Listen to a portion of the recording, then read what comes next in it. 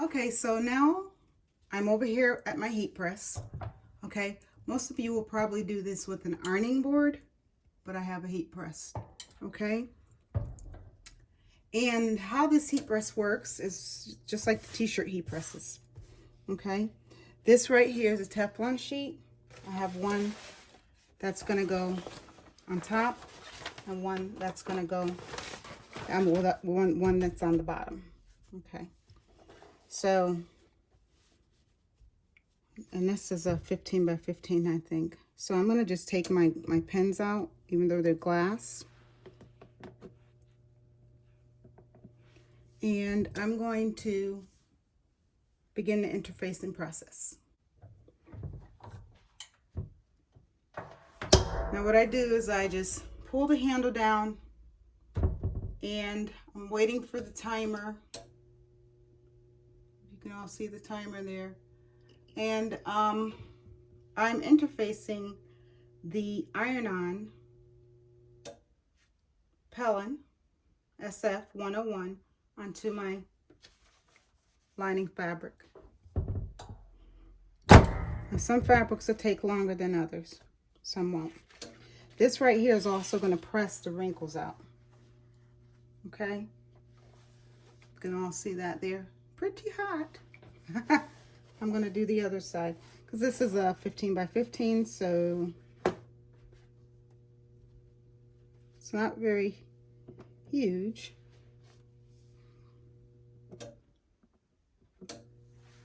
Let's see, camera's a little taller than me, so I want to make sure you can all see it.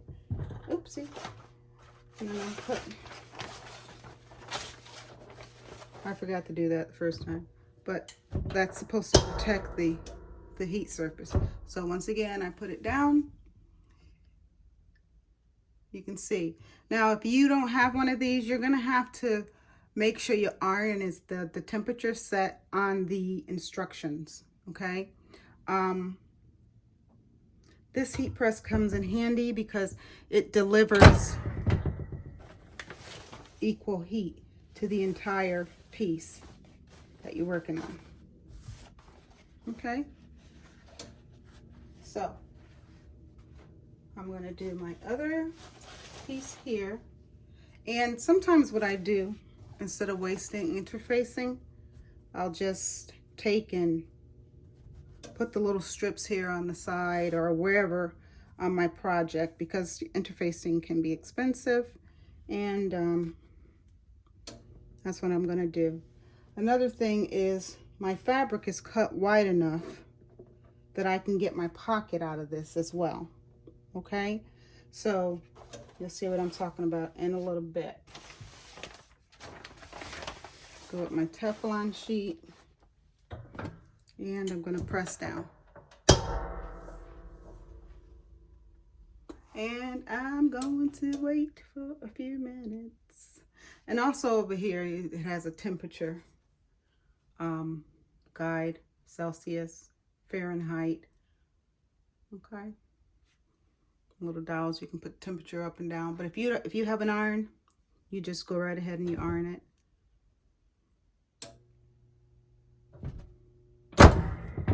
Okay.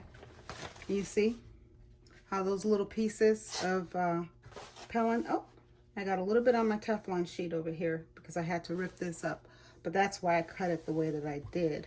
Okay, let me get this side done. I went to pull that up, you heard a little tear.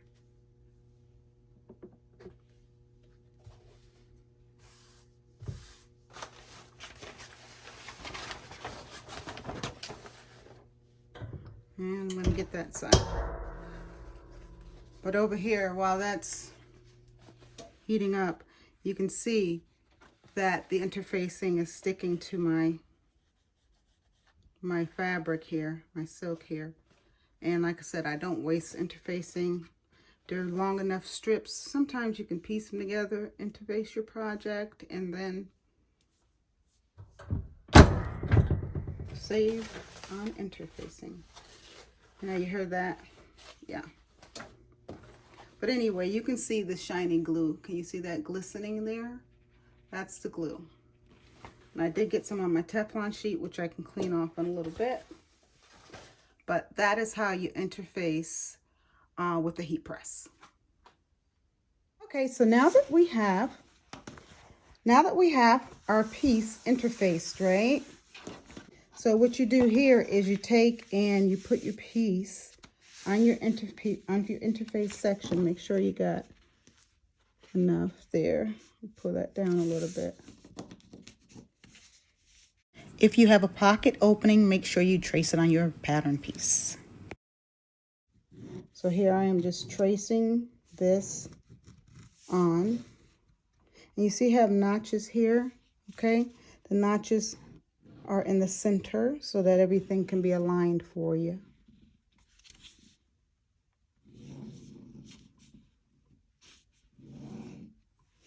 Okay, now that this is traced here, okay, I'm going to take and I'm going to cut it out. Excuse me. I'm going to take and I'm going to cut it out. And I'm going to use my pinking shears.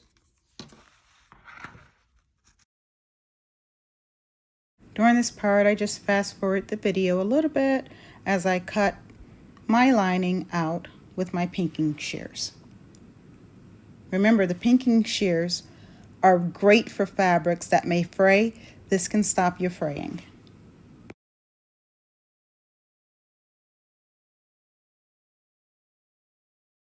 Remember to mark your notches, which are your center pieces, okay, on your pattern pieces. This will help you center your pattern piece with your exterior pattern piece when you go to put them together.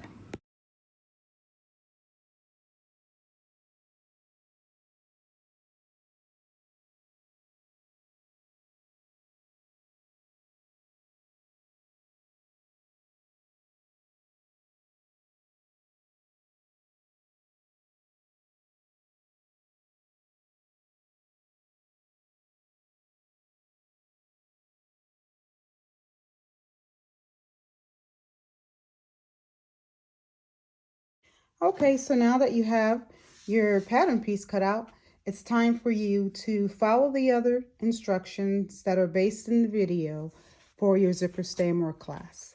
In your Zipper Stay and More class, what you're going to learn is how to make pucker, wavy, free zipper pockets and slip pockets. Okay, you can see there where you have no waviness in the corners and no waviness throughout the zipper. These are your slip pockets. No waviness, nice crisp zipper linings and slip pockets. So, see you soon.